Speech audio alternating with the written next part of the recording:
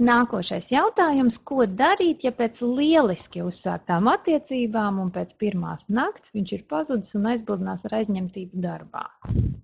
Nu, tipiska situācija, nu, ko te var pateikt? Vaina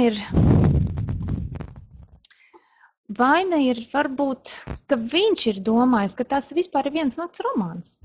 Un tas ir tu esi izdomājusi, kad ir jau tās attiecības.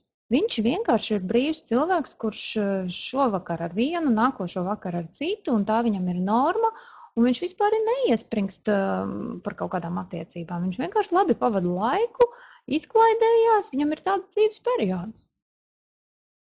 Bet atceries vienu, ja tu patiešām gribi sākt attiecības, tad pirmkārt pārliecinies vai nesteidzies par ātru. Nu, nepiekrīti pirmajai naktī par ātru, pat ja tev pašai to ļoti gribās. Un pārliecinies un pa priekšu nostabilizējies un patiešām saproti un pailgojies, lai jūs abi sākat ilgoties pēc tās tuvības. Ja? Tiecaties uz to, un tas taču ir ārkārtīgi brīnišķīgs laiks, kad cilvēki ir satuvinājušies. Viņi jau zina, ka nekas viņiem neliedz.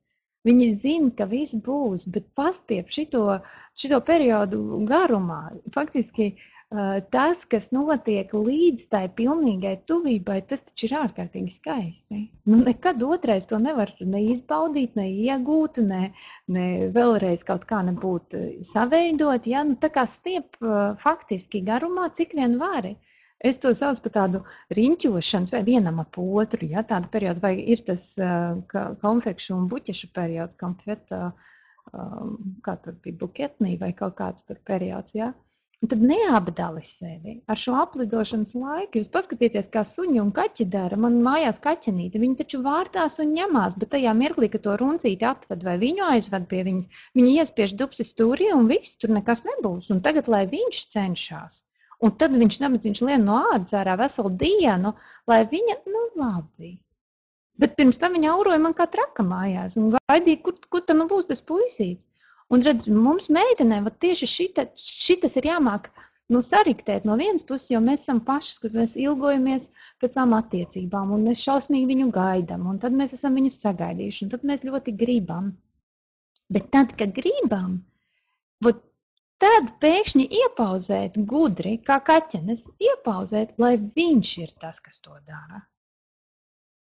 Bet neapdali sevi ar šo te aplidošanas laiku, lai viņš cenšas, lai viņš grib, lai viņš sakairina šito savu gribēšanu. Ja? Nu, protams, ka ir vienas reizes tikšanās un ir cilvēki, kas dzīvo gadiem tā, un tad tas ir iespējams tur visu izdarīt pirmajā vakarā. Bet, ja tu vēlies attiecības, tad izbaudi visu secīgi, un tu būsi tikai ieguvējis, un viņš būs tikai ieguvējis. Padomā, cik skaisti ir ilgoties, un cik skaisti ir tiekties. Un kad it kā visu drīkst, bet vēl nē.